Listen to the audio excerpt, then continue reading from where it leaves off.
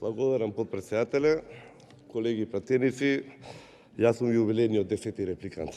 Ќе се потрудам да бидам пократок. Не за друго, бидејќи интересот е навистина голем, јас се трудев да бидам максимално сконцентриран да ги пратам дискусиите и на пленарната седница и на комисиите преходно.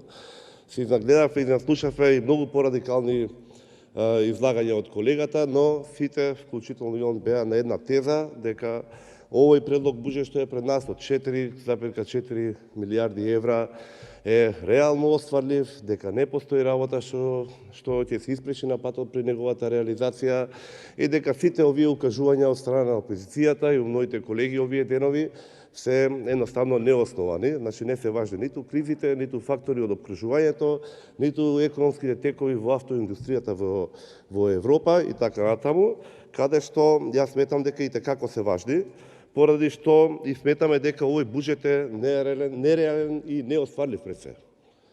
Колегите дадоа многу аргументирани расправи каде што се трудеа да докажат дека е неразвоен и слично, но преди се овој е нереален и неостварлив.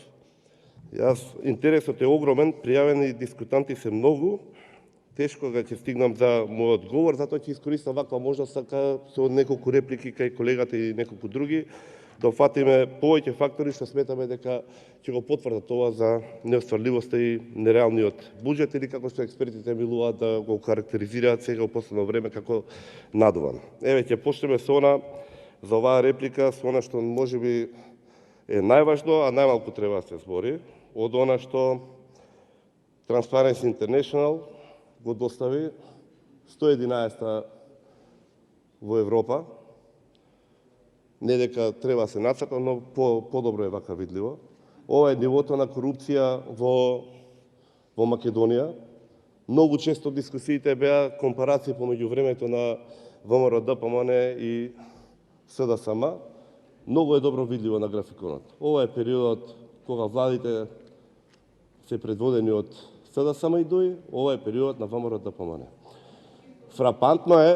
Фрапантниот момент е доколку забележите ова високо ниво на корупција, како повторно се враќа на шипаѓа кога доаѓа ВМРО ДПМН и како малтене во втората половина по враќањето на СДСМ на власт повторно добива вакви големи размери, за веќе следните години да си го задржи нивото кое што е типично и карактеристично за органите и институциите предводени од СДСМ и ДОИ.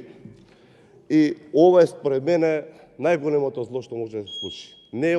Не е она што се карактеризирува дека се граѓаните што гласале за опозицијата, туку е токму корупцијата. Ова е метастаза во органите и во институциите. Со ваква ерозија на системот, на вредностите, на принципите, на правилата, ние не можеме да очекуваме ниту реализација на проекциите, ниту пак можеме да очекуваме реализација на капиталните инвестиции. Од мој аспект, сега завршувам, само да поентирам. Слободно, прв настапи, така да нема проблем. Значи, реализацијата, потпредседателе, на капиталните проекти и расходи ќе биде по знак прашалник, пренамената на средства ќе биде известна, зголемувањето на јавниот долг и дефицитот ќе се најреални и најочекувани. И еве за крај, само што оваа реченица, од апсолутен аспект, ако гледаме, само бројот на датуми што ги промовиравте овдека, што ги добивме од Европската унија, ќе биде поголем од бројот на ребаланси што овој буџет ќе го има. Благодарам.